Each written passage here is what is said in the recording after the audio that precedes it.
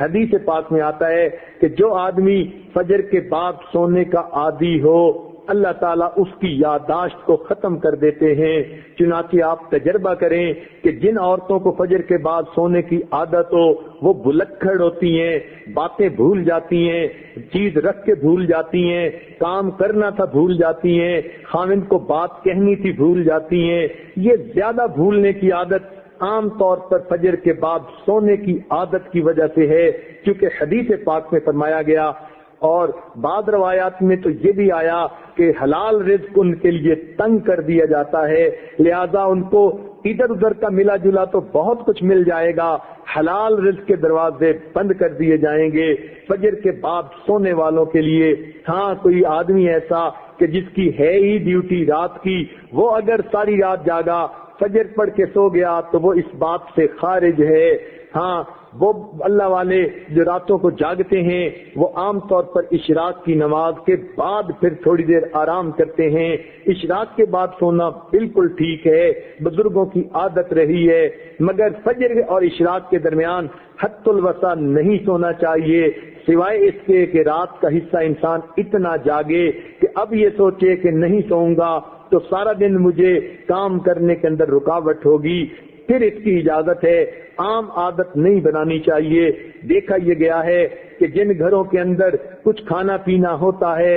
اللہ تعالیٰ نے دیا ہوا تو وہاں پر صبح کے وقت اسی طرح سوئے پڑے ہوتے ہیں، بلکہ موہے پڑے ہوتے ہیں، پورا گھر قبرستان کی طرح لگ رہا ہوتا ہے کہ سورج نکل چکا اور گھر کے لوگ جاگ بھی نہیں رہے ہوتے۔ اس لیے کفر کی دنیا میں صبح کا ناشتہ سیریل کا انہوں نے بنا لیا، نہ کچھ پکانا پڑے اور نہ کچھ تردد کرنا پڑے، بیوی اپنے وقت پہ جاگے، خاوند اپنے وقت پہ جاگے، بچے اٹھ کے سکول جاتے ہیں تو وہاں مائیں ان کے لباس پہلے ہی تیار کر کے رکھ دیتی ہیں، ان کو کہتی ہیں بیٹے صبح اٹھنا الارم لگا کر سکول جانا ہے۔ بچے اس لیے کہ سکول اگر نہ جائیں وقت پہ تو ان کو استاد کی طرف سے جھڑکیاں پڑتی ہیں، سکول کے اندر سزا ملتی ہے، وہ اپنے وقت پہ اٹھتے ہیں اور چھوٹے چھوٹے بچے اپنے کپڑے خود بدلتے ہیں، سیریل کا ناشتہ، ٹھنڈا دودھ بھی مل گیا اور کہیں سے ان کو جو ہے وہ کوئی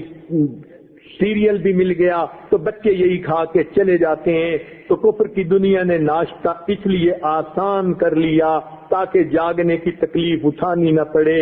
اس لیے مسلمانوں کا جو ہے معاشرہ اس میں عشاء کے بعد جلدی سونا اور صبح کے وقت جلدی جاگنا۔ چنانچہ صحابہ کرام کے زمانے میں تہجد کے وقت اگر کوئی مدینہ میں چلتا تھا تو یوں آواز آتی تھی گھر گھر سے قرآن پڑھنے کی، جیسے شہد کی مکھیاں بن بھنانے کی آواز ہوتی ہے۔ اس لیے ہمیں چاہیے ہم صبح کے وقت اٹھیں، عورتیں صبح کے وقت اٹھ کر نماز پڑھیں، اگر تہجد پڑھیں تو کیا ہی بات ہے، قرآن کی تلاوت کریں، درود شریف پڑھیں، استغفار پڑھیں۔ صبح کے وقت گھر کے اندر عبادت کا کرنا پورے دن کو جو ہے اپنے جو ہے عبادت جو ہے منور بنا دیتا ہے۔ بلکہ ہم نے تو بعض بزرگوں کا یہ عمل بھی دیکھا، وہ فرماتے ہیں کہ جس آدمی کی فجر کی نماز قضا ہوتی ہے وہ آدمی کا دن زندگی کا منحوس دن ہوا کرتا ہے۔ چنانچہ ایک آدمی نے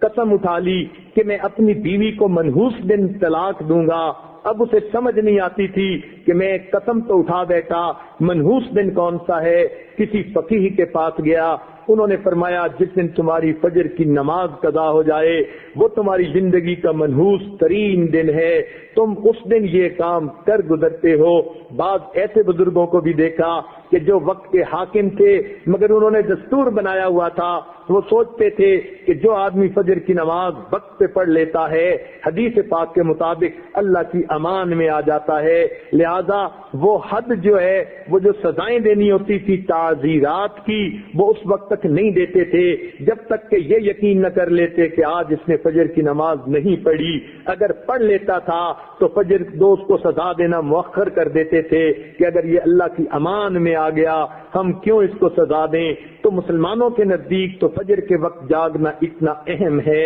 لہذا عورتوں کو یہ بات مشورے کے طور پر پیش کی جاتی ہے، زندگی کی ترتیب کو سنت کی ترتیب پر لانے کی کوشش فرمائیں، اور اس کا بہترین طریقہ یہ ہے کہ رات کو سوئیں اور دن کو جاگیں، عشاء کے بعد کام جتنا جلدی سمیٹ سکیں جلدی سونے کی عادت اپنائیں، تاکہ تہجد میں فجر میں آنکھ کھلے، انسان کے جسم کی نیند آرام کا تقاضا بھی پورا ہو جائے، اور صبح کے وقت پھر آنکھ کھلے تو اللہ تعالیٰ کا حکم بھی پورا ہو جائے۔ اس طرح انسان کی زندگی پرسکون گزرتی ہے۔